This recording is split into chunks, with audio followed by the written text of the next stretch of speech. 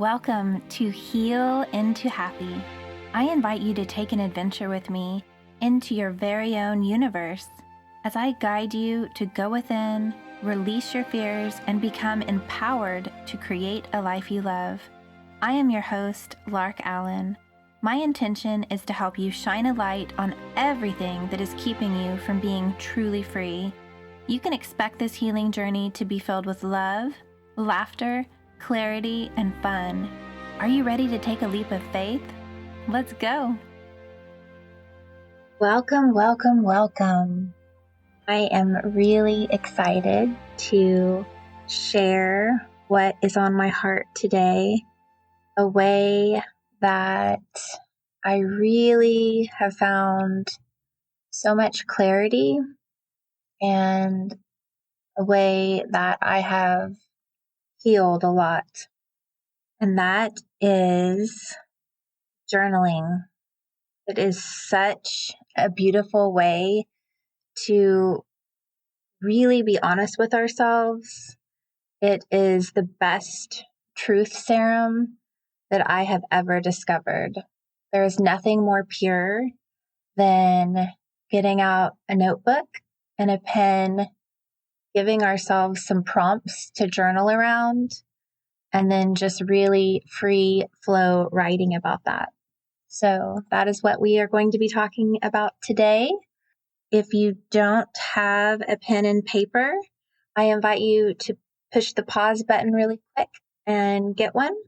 Paper of any kind and a pen, pencil, and then come back and we will get started. Okay, now that you have your pen and paper, let's get grounded into this present moment. Take some big, deep breaths together, breathing in new possibilities, breathing in this beautiful air that is so life-giving. Hold, and then breathe out. We're breathing out what no longer serves us. We're breathing out any worry or stress that we had before we decided to come together today to gain clarity around love, to start exploring the way that we feel about love, and to make a decision to be completely authentic and curious as we explore what I'm going to be sharing today. Let's ground ourselves into Sophia Gaia, our planet. That is her ultimate name, planet Earth. And let's invite her to participate in what we're doing today. The more that we cleanse ourselves and get honest with ourselves around our perception of what love is, the more that she heals too. I believe that we are a big part of her. And as I've shared before, what happens on the inside of us is a reflection to what we're seeing on the outside of us. So lately in the collective, I have seen a lot of polarity, a lot of arguing. There's some shaming going on about this or that. And instead of participating in any of that, I recommend that we go within and see within ourselves where we see some polarity, where there are some things that we could integrate inside of us and heal. And then what's really magical is that we will see that healing taking place in our collective. For whatever we do within ourselves helps all of us. We are ushering in unity consciousness right now. It is happening. And if you are listening to me talking right now, I believe that we are at the forefront of helping all of us unite. And the easiest way to do that is for us to go within, love all of the different parts of us, gain curiosity about all of the different parts of us. The more we heal by being brutally honest about where we are in this now moment when it comes to love, the more that we will be able to love what we're seeing on the external. Because once we become really whole within ourselves, we see things around us more as a bird's eye view, with more love, with more compassion, with more understanding. Because we've given that gift to ourselves, it's easier for us to give that gift to our loved ones and to the collective. Okay, I have attached some of what I'm saying in the comments. I have attached some of what I am sharing in the information below this podcast. So you can choose to write these things down now, or you can print them out and utilize them in different places. As we're going through this, I'm going to give you some journal prompts, and I invite you to do some journaling whenever you have time, and then keep coming back to it as you're feeling called to do it. Some things that I feel like would be really helpful for you to write down as we're getting started with this, or to have in front of you if you decide to print out the information that I provided, are some beautiful quotes from Rumi that I feel like are so potent for this work that we're about to do. So I'm going to read a couple of them to you now. If you want to go ahead and journal those down, it's up to you. The wound is the place where the light enters you. Rumi. The cure for pain is in the pain. These pains you feel are messengers. Listen to them. Rumi. What hurts you blesses you. Darkness is your candle. Rumi. To love is human. To feel pain is human. Yet to still love despite pain is pure angel. I really love this quote from Rumi because I believe that we are all earth angels here to remember how divine, priceless, and loved that we are. And along the way, we are introduced to a lot of pain, and we can end up forming a pain body, and we don't ever want to touch it. We don't want to get close to it. We don't want to feel it. We don't want to see it. And we tuck things away within us. But with some exploration, we find that these dark places are actually the wound is where are actually part of this quote. The wound is the place where the light enters you. Rumi. That is so true. And I just feel this so deeply with the abuses. I feel this so deeply. I have survived so many atrocities, and I've continued to be curious about where I can find love within the things that I have experienced. And I feel so thankful that my heart remained open even with the heartbreak of things.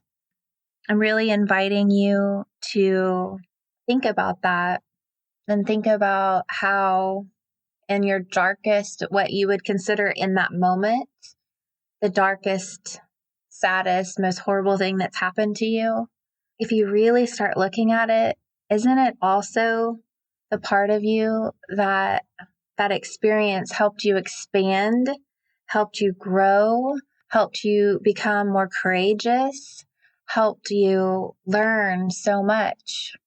And if you're not there yet, that's completely okay.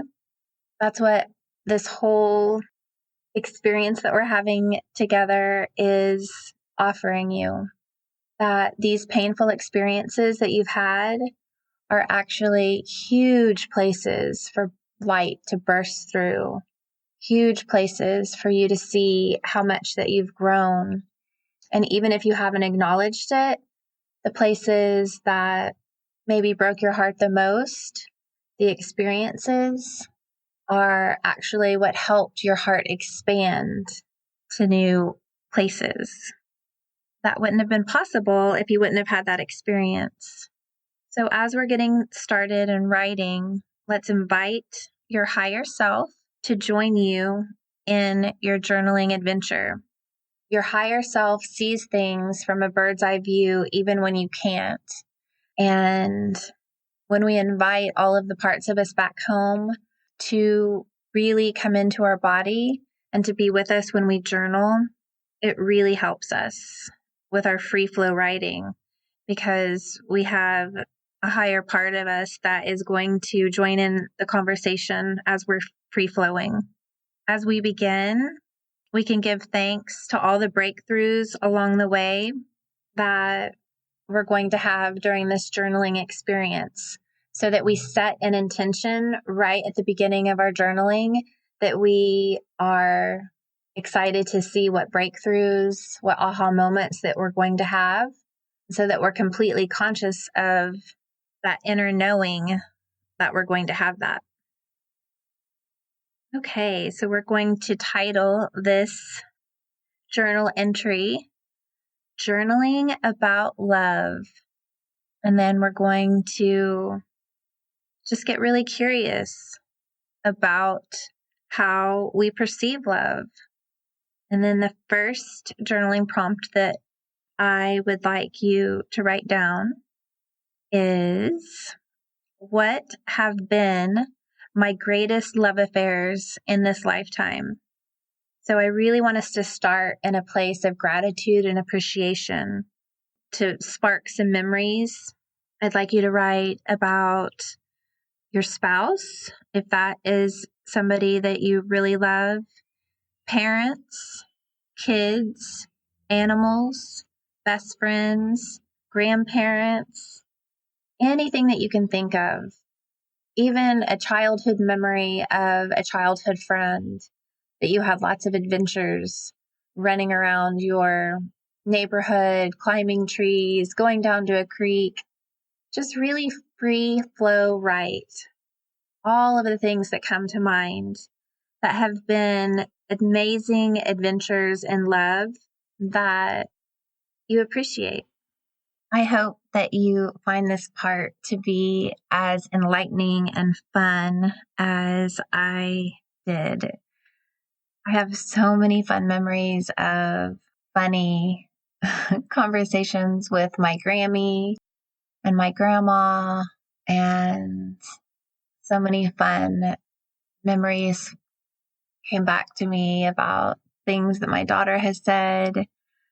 It's just a really beautiful practice. In doing this, we lay a beautiful foundation about how we actually are angels on earth, as Rumi suggested, because yes, we have heartache.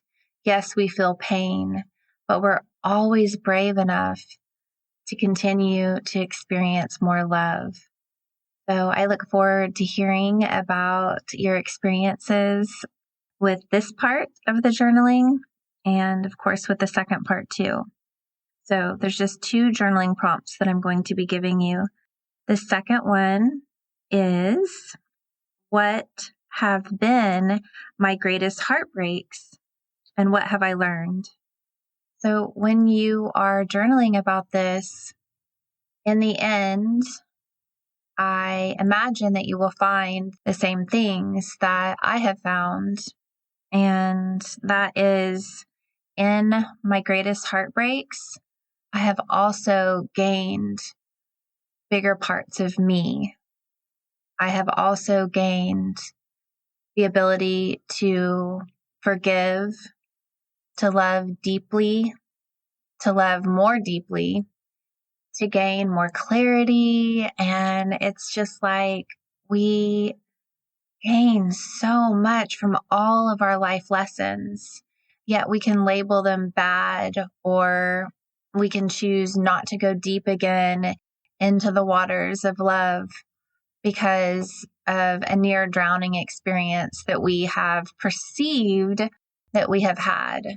But I find as we integrate things that we realize, oh my goodness, I can't wait to go back and dive deeper, because every experience that I've had has brought me closer to home of knowing how deep my love actually goes.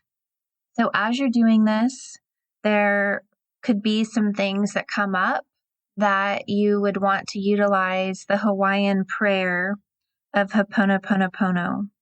And I've attached some information about that too, but I'd like to talk to you a little bit about it. This is something that I invite you to really start bringing into your daily practice at any time. The prayer is, I'm sorry, please forgive me, thank you, I love you.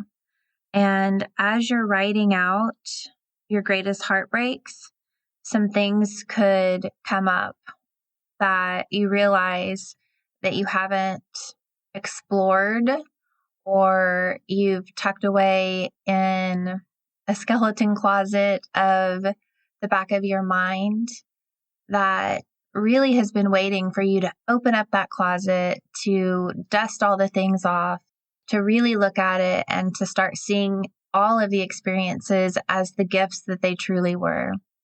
Because you may not recognize it now, but as you start to go deeper into journaling and feeling the things that you've put away deep inside of you, you will find a lot of gifts.